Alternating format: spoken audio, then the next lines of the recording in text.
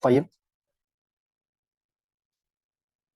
Seorang penuntut ilmu yang faham bahwasannya jalan dia dalam menuntut ilmu ini tidak selamanya jalan yang mudah. Dia akan bersyukur kepada Allah Subhanahu wa taala atas segala rintangan, atas segala ujian yang ia rasakan dalam jalan ibadah ini. Maka setiap kita yang sudah mengetahui tentang keutamaan ilmu dan keutamaan menuntut ilmu, harusnya kita bisa dan pandai menyikapi situasi apapun itu dan berharap pahala atas semua kejadian.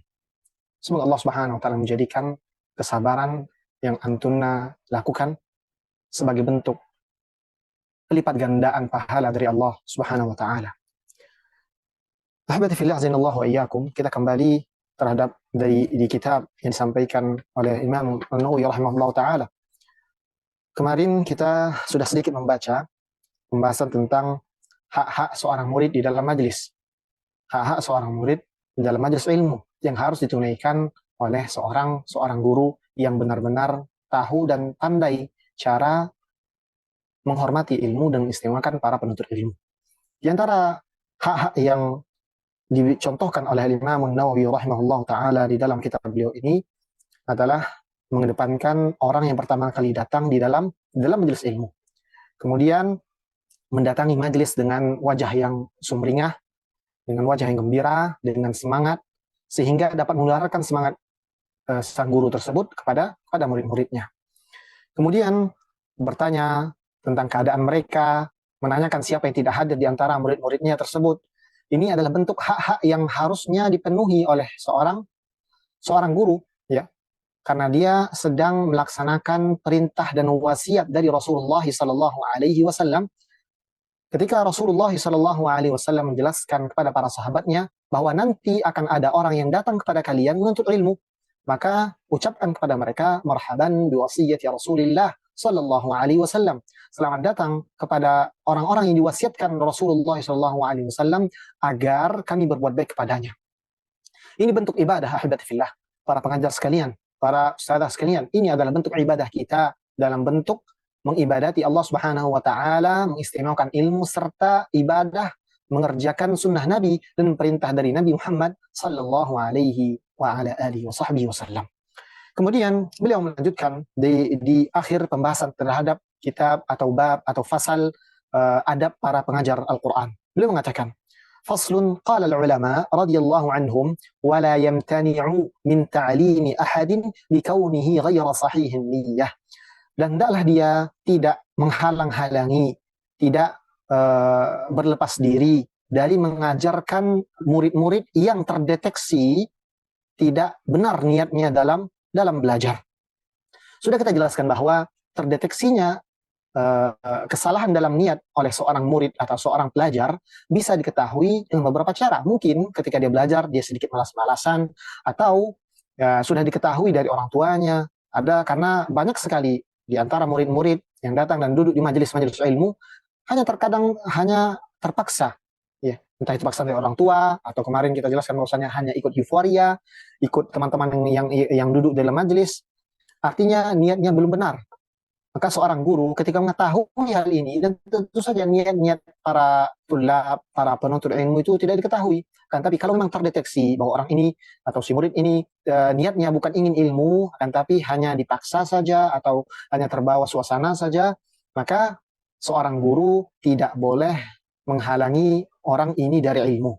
Memang terdapat petunjuk dari Rasulullah SAW bahwa ilmu ini tidaklah berhak kecuali untuk orang-orang yang mengharapkan ilmu tersebut. Akan tapi ini tidak menutup kemungkinan bahwa ada di antara para pelajar yang masih belum benar niatnya, dan seorang guru yang rabbani, seorang guru yang sahih tidak boleh menghalangi murid tersebut dari ilmu. Sufyan ats-Tsauri rahimahullah ta'ala sebagaimana dinukilkan oleh Imam rahimahullah ta'ala dalam kitab ini, dan juga dinukilkan ya dari banyak para salafun salih seperti Masruq, kemudian Mujahid, seorang mufassir di kalangan tabi'in, ya, juga meriwayatkan dan mengucapkan kalimat yang serupa, ya. Mereka mengatakan talabuhum lil ilmi niyyah. Kemudian mereka senantiasa mengkaitkan hal ini dengan sebuah perkataan, talabnal ilma li ghairillah fa aba an yakuna illa lillah. Dahulu kami di awal-awal menuntut ilmu, kami menuntut ilmu ini bukan karena Allah Subhanahu wa taala, mungkin karena rasa cinta saja terhadap ilmu tanpa mengharapkan pahala dari Allah, tidak mengetahui uh, uh, hakikat ilmu tersebut atau kemana ujung dari menuntut ilmu tersebut. Hanya para salaf yang membuat kami ingin terus-menerus duduk dengan ilmu, ingin terus-menerus menuntut ilmu. Ya. Ketika kami berproses dan terus belajar dan tidak berhenti dalam belajar, barulah kami ketahui, kata mereka rahimahullah, setelah kami berproses, maka kami ketahui bahwasanya ilmu ini ujungnya nanti ketika semakin dipelajari, dia tidak akan mungkin berada pada hati seseorang kecuali ketika seorang tersebut meniatkan karena Allah Rabbul Izzati wal Jalalah. Kemudian beliau menambahkan, ujung dari menuntut ilmu ini ketika terus dipelajari adalah ikhlas kepada Allah Subhanahu wa taala. Maka ini nasihat untuk sekalian guru, sekarang para musyrifah, para pengampu halaqah, para pengampu atau guru-guru dimanapun, apapun jenis pelajaran yang antunna ampuh, ketika mendapati murid-murid atau orang yang duduk di majelis antunna dan terdeteksi hanya ikut-ikutan, dipaksa oleh orang tuanya, atau ada iming-iming dunia di sebaliknya, maka murid ini tetap harus diberikan haknya sebagai seorang penuntut ilmu. Dan ini adalah salah satu hak dari murid yang duduk di majelis ilmu. Tidak usah pedulikan terhadap niat dari orang tersebut. Yang menjadi fokus seorang pengajar adalah menyampaikan dan memaksimalkan ilmu tersebut sehingga sampai kepada sang murid. Sehingga ketika murid tersebut senantiasa diberikan makanan ilmu tadi,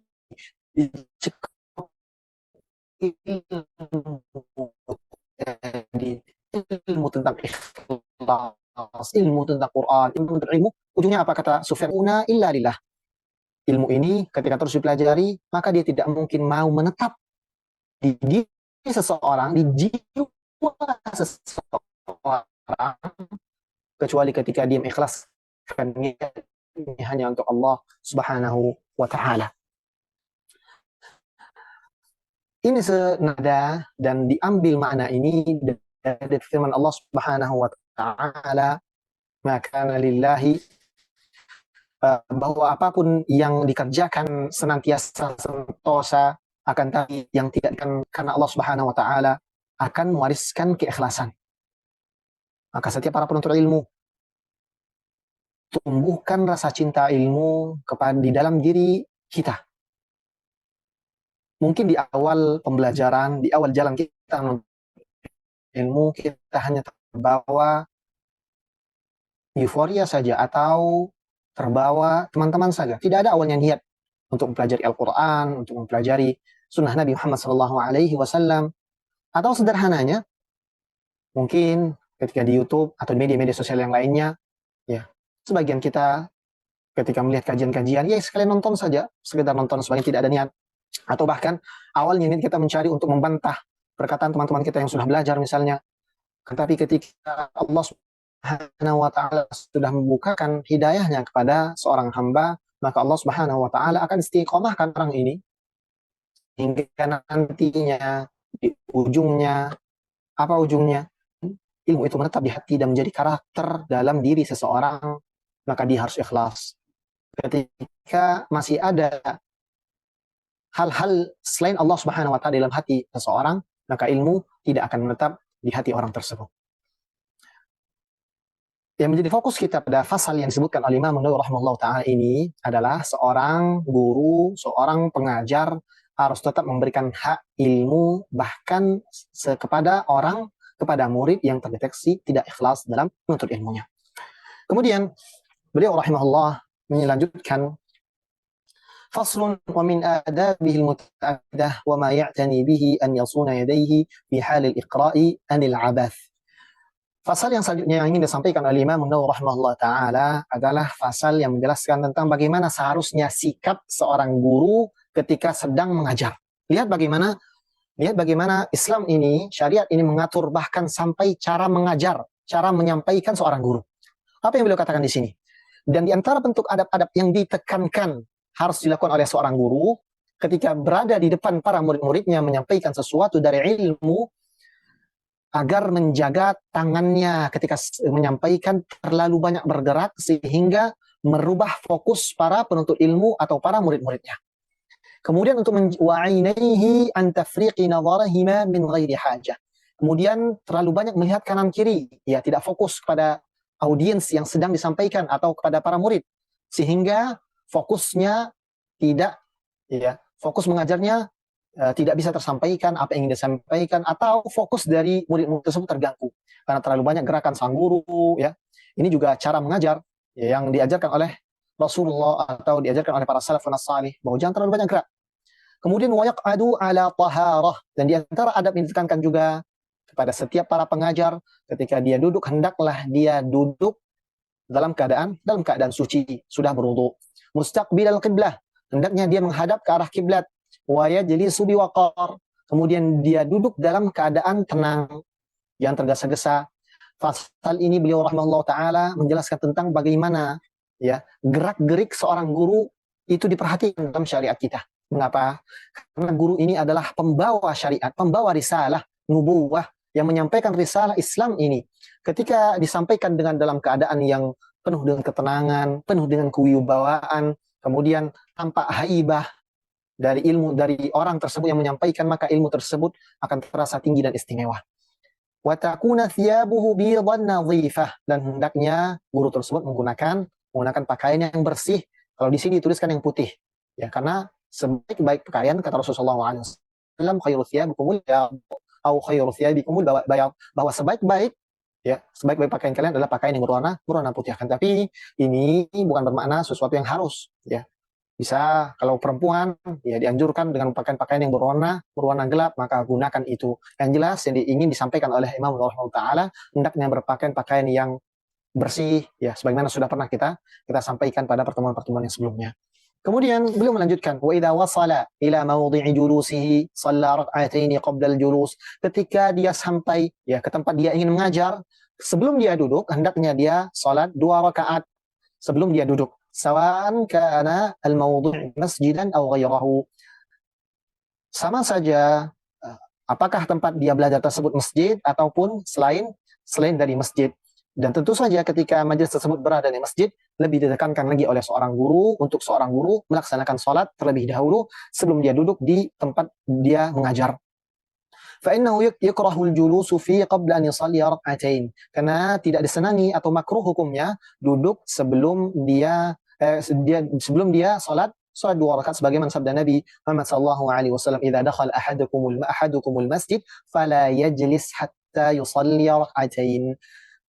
Hendaknya ketika seorang tersebut masuk ke dalam masjid, dia tidak duduk terlebih dahulu kecuali ketika dia selesai salat 2 rakaat.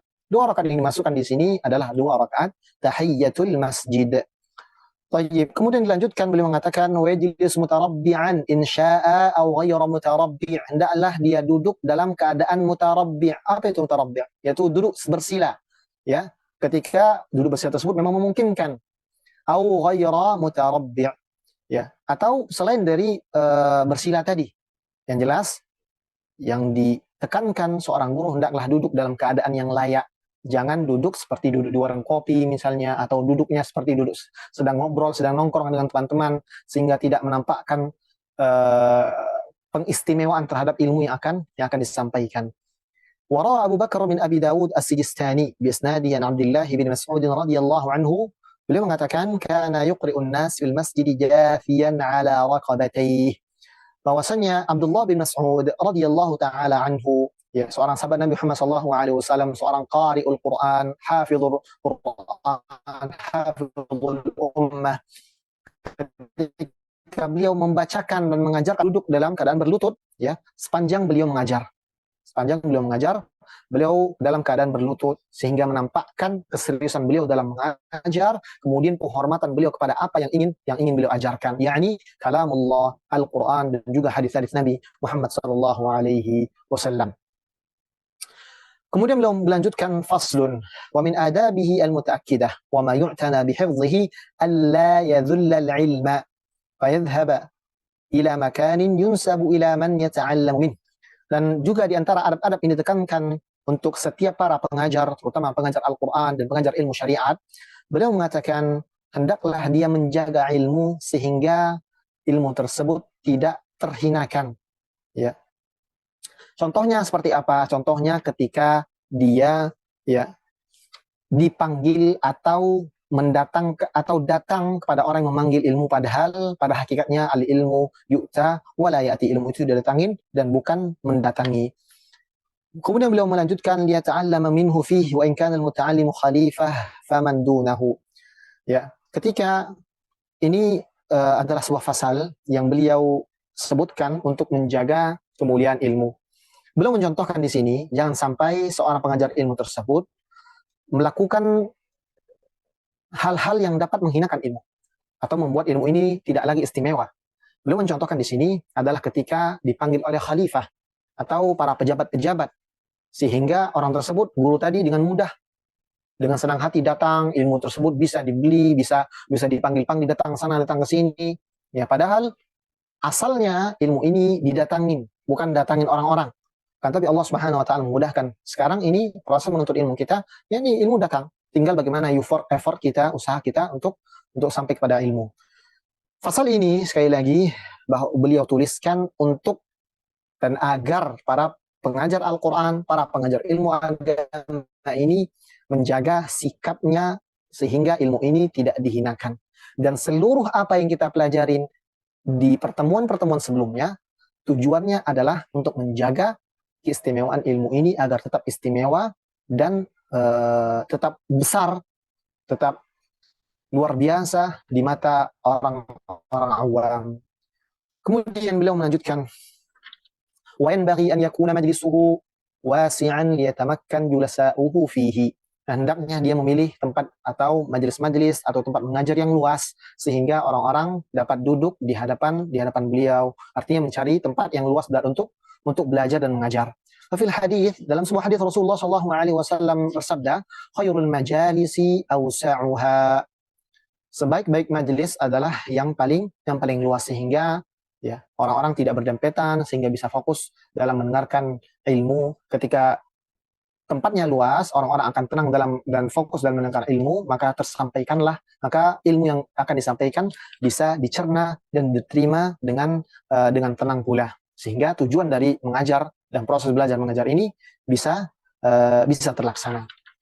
Ini adalah akhir dari yang disampaikan Al-Imam An-Nawawi rahimahullah ta'ala terkait adab-adab seorang pengajar ilmu Al-Quran ataupun seorang pengajar ilmu agama.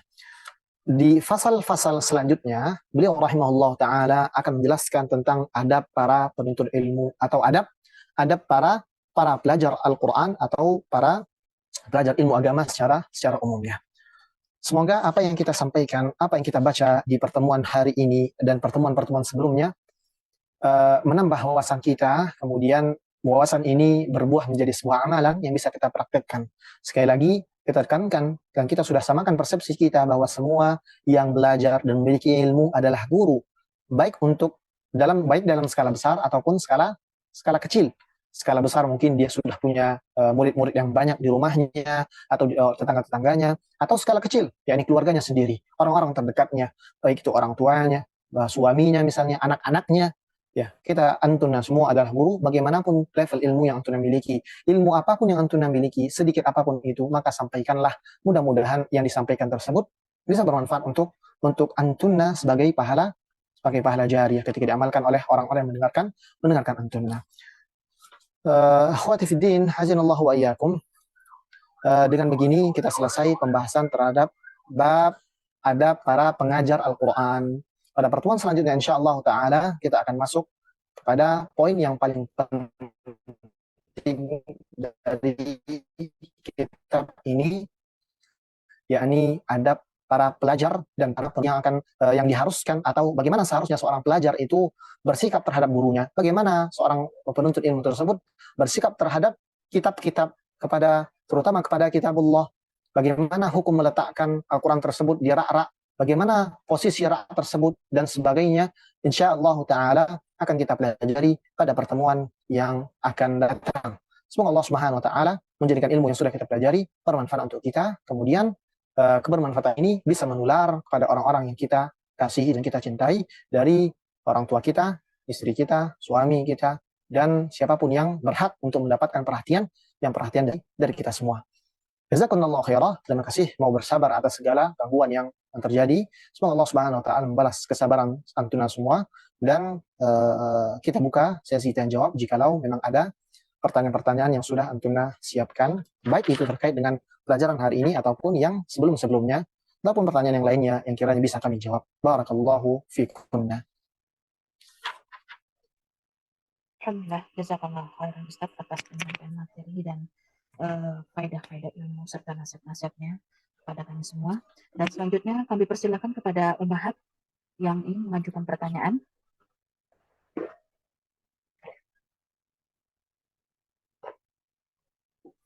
Silakan Ummahat yang ingin mengajukan pertanyaan, raise hand.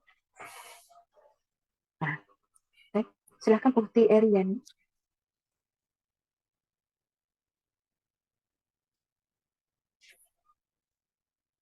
Silakan Ukti Eriani. Syukran Ustazah. Assalamualaikum warahmatullahi wabarakatuh. Ustadz, afwan, anak izin bertanya. Sebelumnya, anak doakan semoga Allah menjaga Ustazah, Ustadz bersama dan juga keluarga Ustadz. Dan Allah memudahkan segala urus Ustadz dalam menuntut ilmu di kota Rasulullah. Baik Ustadz, pertanyaan anak tidak sesuai maksudnya bukan di luar dari materi hari ini, boleh Ustadz? Ya, silahkan. Jangan terlalu jauh-jauh ya. Iya Ustadz. Ustadz, kita ketahui bahwasannya sebentar lagi kan kita akan memasuki bulan Dzulhijjah atau musim haji ya Ustadz. Nah, ingin anak tanyakan, apakah boleh kita membadalkan orang yang sudah tua, yang sudah uzur, yang mungkin tidak lagi bisa melaksanakan ibadah haji, atau daftar tunggu yang lama dengan usia yang kita tahu bahwasannya orang tua tersebut tidak mampu lagi. Nah, apakah kita boleh membadalkan haji buat mereka yang sekarang kita ketahui kadang ada rasa ragu-ragu Ustadz ketika di sana itu, karena kan sekarang banyak ragam ya Ustadz. Nah, Ustadz Qadarullah kan tinggal di sana gitu. Katanya kalau yang informasi yang kita dengar di sini kan Ustadz membadalkan haji itu biayanya sekitar 5 jutaan gitu Ustadz. Nah, sementara ada yang mengatakan itu kalau yang dengan uang yang segitu itu tidak mungkin bisa maksimal gitu. Dan juga dengar isu yang kita dengar itu kadang-kadang satu orang itu bisa melakukan ibadah haji yang untuk beberapa orang. Nah, itu kan tidak sah gitu ya Ustadz ya. Nah, apakah itu benar Ustadz? Tapi kalau memang benar-benar mau dilaksanakan satu orang satu, itu bisa biayanya itu sekitar 10 jutaan atau bahkan lebih gitu Ustadz. Nah, kalau yang Ustadz ketahui sendiri itu bagaimana ya Ustadz? Apakah harga itu juga menentukan bahwasannya mereka itu benar-benar melakukan badal haji itu dengan amanah yang sesuai dengan syariat begitu Ustadz. Dan Anda tanya dan juga apakah sah kalau misalnya orang lain yang melaksanakannya Ustadz, sementara kita belum melaksanakan ibadah haji sama sekali. Begitu Ustadz. Syukron, jazakallahu khairan. Assalamualaikum warahmatullahi wabarakatuh. Assalamualaikum warahmatullahi wabarakatuh.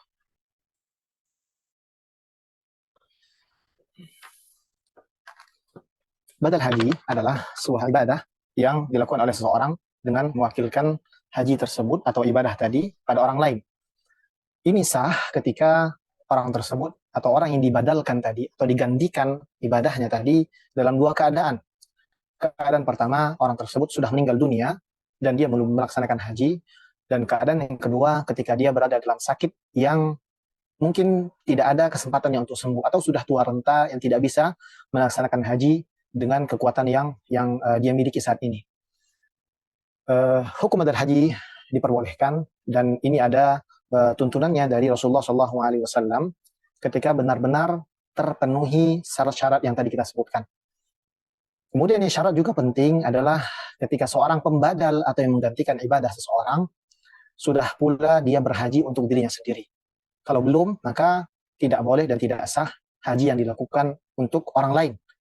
Haji yang dilakukan oleh seorang yang belum berhaji, atau umrah yang dilakukan oleh orang yang belum pernah umrah, dia lakukan untuk orang lain, maka ibadah umrah dan haji tersebut hanya terhitung untuk dirinya dan tidak untuk orang yang dia badalkan.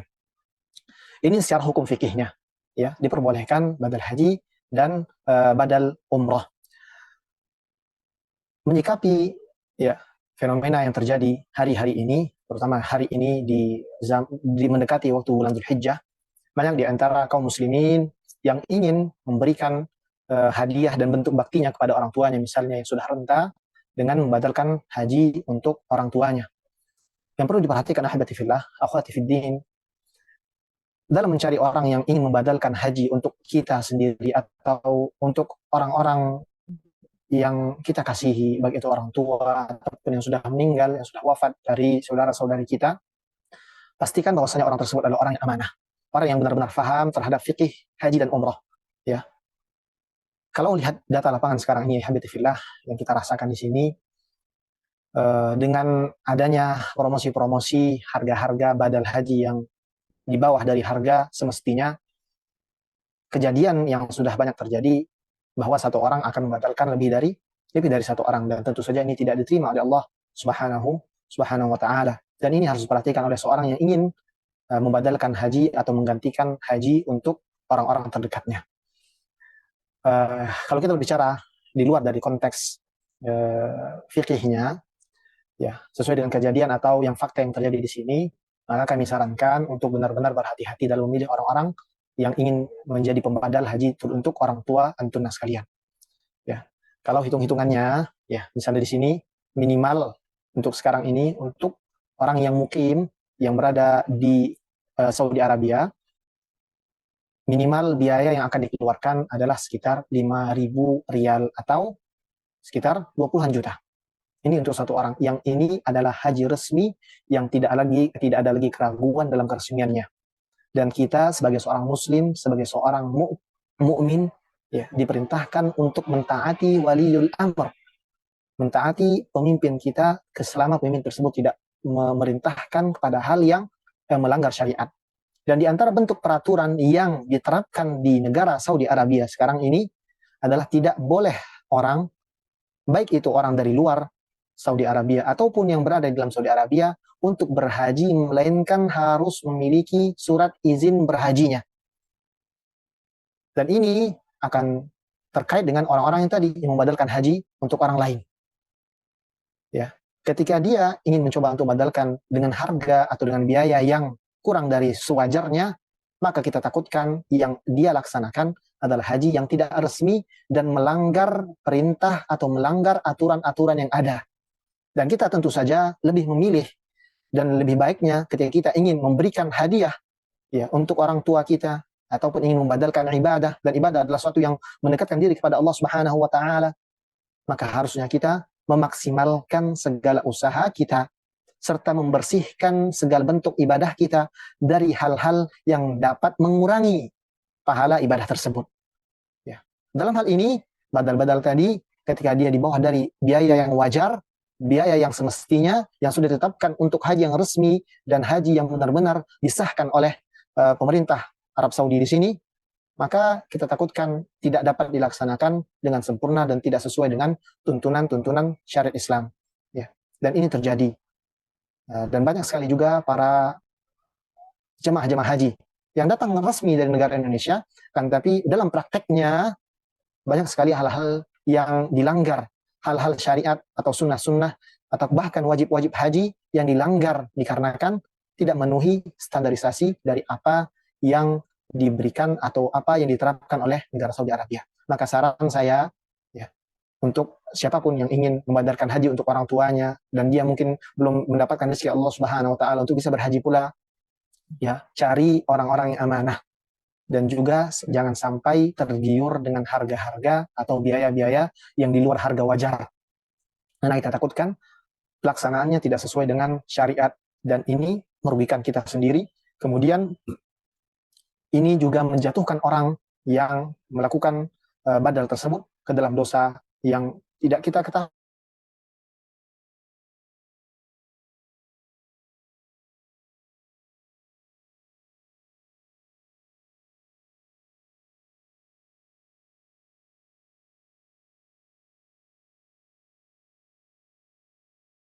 Tahu ya, soal ini Yang terzalimi sudah dikenal. Kita harus menolong orang-orang yang terzalimi. Akan tapi para sahabat radhiyallahu yang majma'in ketika ditanya oleh Rasulullah, ketika mereka mendapatkan sabda Rasulullah SAW ini, mereka mengatakan, ya Rasulullah, keadaan mazlum sudah kami ketahui, kami wajib menolong mereka. Fama balu zalim? Bagaimana kami menolong orang-orang yang zalim? Maka beliau sallallahu alaihi wasallam menjawab, cara menolong orang zalim adalah ya, halangi mereka dari perbuatan zalim tersebut. Kita yang mengetahui adanya praktek-praktek yang melanggar syariat, praktek-praktek yang di luar dari peraturan-peraturan yang resmi diterapkan oleh pemerintah, baik pemerintah Indonesia atau pemerintah Saudi Arabia, dan ini adalah bentuk zalim, maka kita tidak boleh untuk tolong menolong dalam kezaliman. Wa ta'awanu 'alal birri wat taqwa wa la ta'awanu 'alal itsmi wal 'udwan. Kalau kita sudah tahu itu semua, maka hati-hati dan jangan sampai kita termasuk orang-orang yang saling tolong menolong dalam keburukan hanya karena tergiur dengan biaya-biaya atau biaya-biaya badal haji yang murah. Barakallahu fikum. Semoga Allah Subhanahu wa taala memudahkan setiap orang yang ingin berhaji untuk bisa berangkat haji. Seorang yang ingin berbakti kepada orang tuanya, yang ingin badalkan, semoga Allah Subhanahu wa taala mudahkan rezekinya sehingga dapat badalkan haji orang tuanya dengan pelaksanaan yang sesuai dengan syariat dan tidak melanggar peraturan-peraturan yang ditetapkan oleh para pemimpin-pemimpin kaum muslimin. Wallahu taala alam. Semoga sedikit wawasan umum ini bisa difahami dan bisa bermanfaat untuk kita semua. Barakallahu fikum. Jazakallah khairan Ustaz atas jawabannya dari Ibu Lili tadi. Selanjutnya Ustaz ada pertanyaan titipan berkaitan dengan memberikan hak murid ketika duduk di dalam majelis ilmu. Tadi seperti yang disampaikan oleh Ustaz tadi bahwa mengedepankan orang yang lebih dulu hadir ke majelis ilmu dan menanyakan keadaan atau kabar muridnya. Nah, ini yang menjadi permasalahan adalah ketika murid-murid tersebut sudah duduk di majelis ilmu, ada salah satu murid yang mungkin dia ada uzur membawa anaknya ke dalam majelis ilmu. Sebenarnya murid tersebut sudah tahu bahwa peraturannya di dalam halaqah itu dia tidak boleh, tidak diperkenankan untuk membawa anak demi kelancaran pembelajaran. Nah, kita sebagai guru, bagaimana sikap kita dalam menghadapi murid yang demikian ini, Ustadz? Karena di satu sisi murid-murid yang lain merasa tidak nyaman, sementara kita sendiri memang kadang-kadang melihat dia ada uzurnya. Ketika dia ada uzur, tidak ada mungkin yang menjaga anaknya, jadi terpaksa dia bawa anaknya ke halaqah. Nah, bagaimana sikap kita dalam menghadapi murid yang demikian, Ustaz? Jazakallah khairan, Ustaz. Seorang orang tua, dia punya kewajiban dan tanggung jawab terhadap anak-anaknya masing-masing. Ketika dia memilih dan tidak ada pilihan lain untuk membawa anak-anaknya ke dalam majelis-majelis ilmu, maka dia diwajibkan untuk menjaga anaknya agar tidak mengganggu para penuntut ilmu yang lainnya.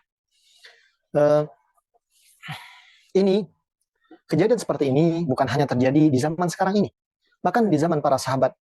Ya, kita mengetahui bahwasannya beberapa para sahabat seperti Abdullah bin Umar radhiyallahu taala anhu sering dibawa oleh Umar bin Khattab radhiyallahu taala anhu ke majelis-majelis Rasulullah sallallahu alaihi wasallam. Terus banyak riwayat-riwayat menjelaskan tentang sahabat-sahabat kecil Nabi Muhammad sallallahu alaihi wasallam duduk di majelis ilmu. Dan ini juga mempunyai dampak besar, dampak positif untuk anak itu sendiri ketika dia dipertemukan dan duduk bersama orang-orang yang cinta terhadap Al-Qur'an, cinta terhadap ilmu, ya. Ini punya dampak positif yang sudah teruji, ya, ala mururiz zaman, sepanjang waktu sudah banyak teruji bahwasanya anak-anak yang sudah dikenalkan dengan dunia ilmu, ya, dan terbiasa dengan dunia tersebut dengan catatan tetap diawasi oleh orang tuanya, maka ini akan berdampak positif untuk sang anak. Tugas seorang guru ketika dia mendapatkan atau mendapati murid-muridnya, ya, memiliki uzur dan harus membawa anak, sedangkan peraturan yang ada di majelis tersebut, di halaqah tersebut, tidak diperbolehkan membawa anak karena takut mengganggu, akan tapi dia ada uzur yang memang tidak bisa tinggalkan anaknya, ya. Maka seorang guru harus memberikan perhatian kepada orang tua dari anak ini, ya, seperti mungkin membantunya, atau ketika dia datang agak terakhir kan tapi dia mau setoran, kita dahulukan dia sehingga nanti dia bisa pulang terlebih dahulu atau bisa menjaga anaknya sehingga tidak mengganggu yang lain, ya. Dan tapi tetap yang utamanya seorang orang tua, seorang ibu yang membawa anaknya atau seorang ayah yang membawa anaknya ke majelis-majelis ilmu, dia punya tanggung jawab dan kewajiban untuk menjaga anaknya sehingga tidak mengganggu orang lain. Dan jangan sampai antunna yang membawa anak atau antum yang membawa anak zalim kepada orang lain yang ingin belajar. Ya. Seorang guru ketika mendapati muridnya demikian membawa anak atau membawa anak yang punya, ya, mungkin bisa jadi nanti anak tersebut mengganggu proses belajar mengajar, hendaknya dibicarakan kepada sang orang tua tadi, yang muridnya tadi, dibicarakan dengan baik-baik dan sebagainya. Atau kalau memang ada keluasan dari guru tersebut, mungkin dia bisa membantu juga untuk menenangkan, misalkan diberikan hadiah ya untuk si anak, mungkin diberikan dia makanan atau hadiah-hadiah kecil, sehingga kemudian tapi disampaikan bahwasanya ini adalah majelis ilmu, jangan berganggu dan sebagainya. Ya. Kan tapi tetap hakikatnya atau asalnya kewajiban dari menjaga ketenangan anak tadi adalah kewajiban dari orang tuanya tersebut. Jangan sampai antunna zalim kepada yang lainnya. Untuk seorang guru, tetap ingatkan bahwasanya asal dari majelis tersebut adalah ketenangan. Syarat dari halaqah-halaqah tersebut adalah tidak dibolehkan membawa anak. Kalau memang melanggar dan tidak bisa perhatikan, maka seorang guru harus bertindak tegas. Karena maslahat ammah, maslahat umum, ya, muqaddam ala maslahatin khassah. Ini adalah kaidah yang disampaikan oleh para ulama, bahwa maslahat untuk orang yang lebih banyak, maslahat umum, lebih dikedepankan dibandingkan maslahat 1-2 orang saja. Maka ketika terjadi hal ini dan tidak bisa dikompromi lagi, ya, si ibu tadi tidak bisa untuk menjaga anaknya atau bahkan membiarkan anak-anaknya lari ke sana kemari sehingga mengganggu proses belajar mengajar, maka seorang guru harus bertindak tegas sehingga tidak mengganggu peserta-peserta atau para pembelajar yang lainnya. Maka tidak masalah diberikan teguran-teguran kalau memang tidak bisa dikompromikan. Misalnya anak-anak dibiarkan saja lari ke sana, lompat sana, loncat sini, ya, sehingga sangat mengganggu para pelajar yang lainnya. Kalau masih bisa dikompromikan, maka kalau bisa diberikan kelonggaran sedikit dan kemudian ibu tadi tetap mengawasi anaknya, berusaha untuk mengawasi anaknya, maka tidak ada masalah, ya. Tetap diberikan perhatian khusus. Kalau memang tidak bisa, berikan sanksi, berikan tindakan tegas, karena maslahat umum ini lebih dikedepankan. Banyak lagi murid-murid yang ingin fokus dalam belajar, sehingga karena kalau anaknya ini ada, sangat terganggu. Ini adalah sikap yang harus diperhatikan dengan matang-matang oleh seorang guru, bagaimana yang aslah dan yang lebih memberikan maslahat kepada tempat dia mengajar atau maslahat umum di majelis yang sedang dia ampuh. Barakallahu fikum. Allah taala alam. Baik Ustaz, jazakallah khairan atas jawabannya. Kembali ini ada pertanyaan dari ruang chat, Anda bacakan dan Anda pilihkan yang berkaitan dengan materi kita Ustaz. Bismillah. Ustaz. Bismillah, Assalamualaikum warahmatullahi wabarakatuh. Semoga Ustaz dirahmati Allah dan dicintai Allah. Ustaz, bagaimana sebaiknya sikap kita sebagai murid mendapati guru kita yang lebih mengutamakan teman kita yang mahir daripada kita yang biasa-biasa saja, Ustaz? Terkadang kita juga sedih dengan keadaan ini. Jadi memang menjadi motivasi teman-teman yang mahir, tapi terkadang kita sedih juga. Itu aja Ustaz pertanyaannya. Nah, Ustaz. Alhamdulillah akhwan fi din azallahu wa iyyakum. Terkait tentang bagaimana sikap kita, sikap seorang murid mendapati beberapa watak dari gurunya yang berbeda-beda, entah itu gurunya pilih kasih sebagaimana pertanyaan tadi, atau lebih mengedepankan orang-orang yang lebih mahir dalam belajar atau mahir dalam membacanya.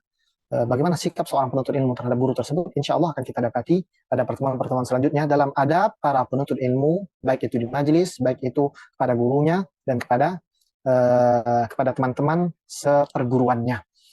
Kan tapi sebagai bentuk jawaban dari pertanyaan ini yang sesuai dengan apa yang sedang kita pelajari, bahwa hendaknya seorang guru bertakwa kepada Allah Subhanahu wa taala, bahwa di hadapannya ada murid-murid yang punya hak yang sama dalam belajar. Memang ya syarat kita dan Rasulullah SAW mengajarkan kalau ada anak-anak atau murid-murid yang punya kemampuan yang lebih dibanding yang lain, harus diberikan perhatian khusus. Ini bukan bermakna menyampingkan murid-murid yang lainnya yang tidak punya kemampuan seperti murid yang satu tadi. Bertakwa kepada Allah Subhanahu wa taala dalam mengajar. Jangan sampai antunna pilih kasih. Jangan sampai antunna lebih mengedepankan orang-orang yang mahir saja. Ahbati fillah, akhwati, para musyrifah, para pengampu-pengampu halaqah dan ustaz-ustaz kalian. Tugas yang antunna emban ini adalah tugas yang juga diemban oleh para anbiya, para nabi, sallallahu wasallam alaihim. Yang antuna sedang emban ini adalah tugas yang mulia, adalah ibadah kepada Allah Subhanahu wa taala. Ketika ini adalah bentuk ibadah, maka yakinlah bahwasannya ibadah yang benar dan akan mendapatkan ganjaran yang besar di sisi Allah Subhanahu wa taala adalah sesuai dengan apa yang Rasulullah SAW ajarkan. Maka bertakwalah pada Allah dalam mengajar. Jangan sampai menzalimi murid-murid yang lainnya hanya karena melihat adanya kemampuan lebih dari seorang murid dibandingkan murid yang lainnya. Berikan hak-hak dari setiap murid tersebut. Kalau memang waktunya dalam setiap pengajaran itu, misalnya setiap orang punya hak 10 menit setiap majelis untuk membaca dan memperbaiki bacaan Al-Quran. Misalnya di dalam konteks halaqah Quran ya, halaqah tahsin. Maka sama ratakan semuanya. Kalau memang ada yang lebih, ya, atau bisa menangkap lebih, ya silakan khususkan waktu untuk di luar jam waktu mengajar formal tadi. Silakan datangi anti sebenarnya bisa lebih daripada itu. Silakan kalau anti mau belajar sama anak kapanpun silakan. Untuk lebih memberikan perhatian kepada orang-orang yang punya lebihan tadi, yang punya potensi tadi. Akan tapi jangan sampai di majelis yang sama, ya, di majelis yang sama tadi ada terkesan memilih yang satu dengan yang lainnya. Ya, bertakwalah kepada Allah dalam mengajar karena hak dari setiap murid ini sama. Ya, siapa tahu orang-orang yang tadi sulit dan tidak mahir, sulit dalam belajar tadi, kelak akan lebih bermanfaat dibandingkan orang yang tadi mahir. Atau banyak ini terjadi. Orang-orang yang dipandang sebelah mata oleh gurunya tadi, oleh sang guru tadi, sehingga ternyata nantinya lebih bermanfaat dan lebih, ya, dapat mewariskan ilmu dari sang guru tadi. Maka bertakwa kepada Allah dalam mengajar. Barakallahu fikum. Nah, adapun bagaimana sikap seorang murid kepada gurunya yang punya watak demikian, apa yang harusnya dia lakukan, bagaimana sikap dia seharusnya, ya, nanti insya Allah akan kita pelajari pada adab-adab para pelajar, dan para penuntut ilmu Al-Quran ataupun para penuntut ilmu agama. Barakallahu fikum. Nah, silahkan satu pertanyaan yang terakhir. Ustaz, Mahat ada yang mau bertanya lagi secara langsung atau kita bacakan dari chat saja Ustaz. Yang terakhir, Bismillah, Afwan Ustaz minta solusinya. Bagaimana menghadapi murid yang tidak mau mematuhi peraturan pondok dengan alasan tidak terbiasa dengan peraturan ini? Jazakallahu khairan Ustaz. Nah, Ustaz. Baik. Peraturan-peraturan yang dibuat oleh pondok atau instansi-instansi pendidikan ataupun dalam skala kecil, dalam halaqah misalnya, tentu saja ini dilatar belakangi untuk mewujudkan, ya, pembelajaran yang bisa terlaksana secara maksimal. Dan tentu saja peraturan-peraturan ini sudah menimbang dengan banyak pertimbangan. Maka ketika peraturan ini adalah peraturan yang dapat membantu seorang siswa, membantu murid-murid untuk dapat memaksimalkan proses dia dalam menuntut ilmu, maka tidak masalah untuk diterapkan dan diberikan peraturan tersebut. Adapun murid-murid yang tidak mau taat terhadap peraturan tersebut dengan alasan, ya, peraturan ini tidak biasa dan sebagainya, maka seharusnya seorang guru tadi menyampaikan dengan penyampaian yang hikmah bahwasanya ini adalah untuk masalah tuntunan dan sebagainya. Dan kalau memang tidak bisa,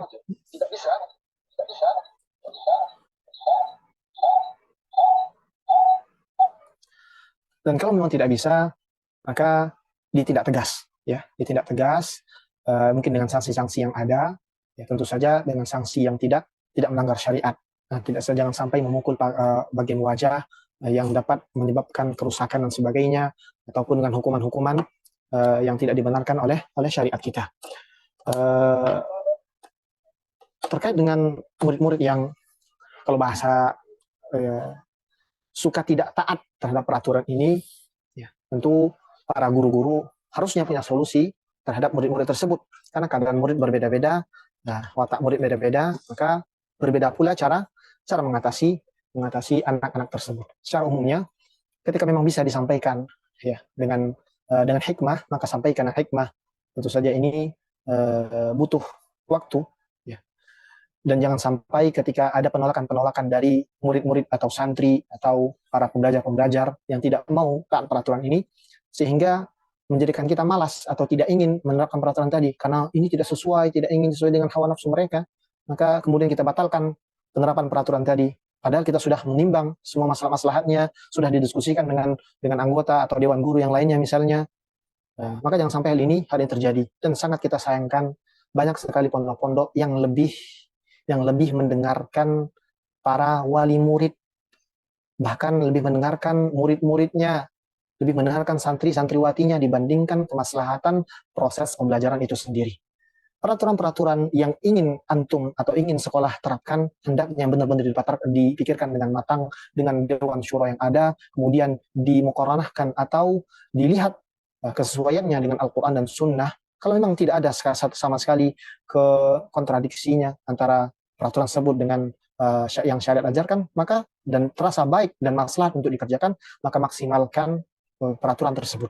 Jangan sampai peraturan tersebut digagalkan sehingga berdampak lebih buruk kepada untuk murid-murid itu sendiri. Maka bertakwalah kepada Allah Subhanahu wa taala dalam menerapkan semua peraturan-peraturan ini. Semoga Allah Subhanahu wa taala memudahkan setiap para pengajar untuk bisa memaksimalkan usahanya dalam mengajar, karena yang sedang mereka emban adalah tugas yang mulia, mendidik para kaum muslimin, kaum mukminin, terutama ketika dia mengajarkan yang diajarkan adalah ilmu agama. Ya, ini adalah sebuah amanah yang luar biasa besar. Maka jangan sampai sesuatu yang besar ini dikalahkan dengan hal-hal yang remeh dan kerdil. Barakallahu fikunna, jazakumullahu khaira. Terima kasih sudah mau berkumpul bersama, kemudian belajar bersama-sama terhadap apa yang disampaikan oleh Imam Nawawi rahimahullah taala. Semoga apa yang kita baca dari adab-adab para pengajar Al-Quran ini bisa kita terapkan dalam kehidupan kita sehari-hari, terutama ketika kita menjadi guru. Ya, sekali lagi kita guru atas orang-orang terdekat kita. Walaupun bagaimanapun level yang kita miliki, masih pembulakah kita, hanya guru sedikit ilmu yang kita miliki, tetap antum adalah guru, ya, tetap punya kewajiban untuk berdakwah, akan tapi berdakwah dengan sesuai kemampuan, sesuai dengan ilmu yang kita miliki dan tidak melampaui batas ilmu yang kita miliki. Semoga Allah Subhanahu wa taala menerima amal ibadah kita. Semoga Allah Subhanahu wa taala menjaga guru-guru kita yang punya hak atas kita.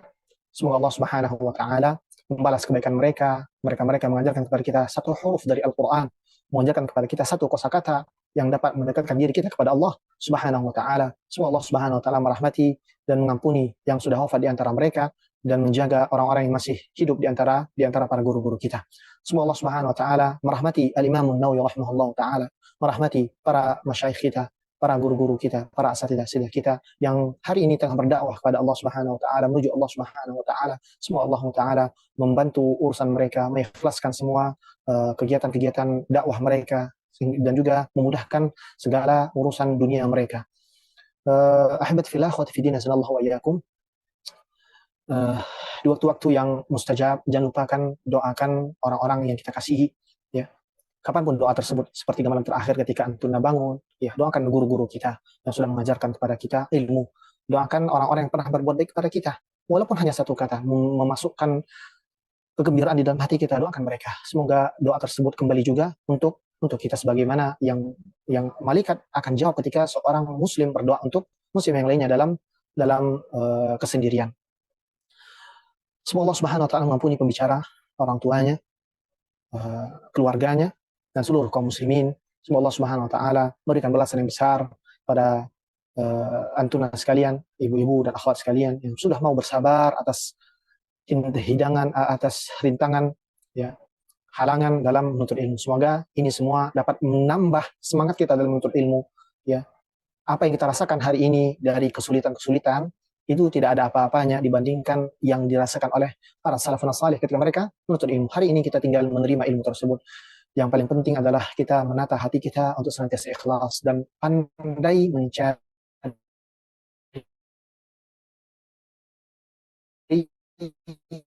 pahala dalam seluruh guru kaum muslimin. Kami izin undur diri, ya, dengan doa kafaratul majlis. Kami menutup. Subhanakallahumma bihamdika asyhadu an la ilaha illa anta astaghfiruka wa atubu ilaik. Sallallahu alaihi wa sallam ala nabiyina Muhammadin wa ala alihi wa sahbihi wasallam. Assalamualaikum warahmatullahi wabarakatuh.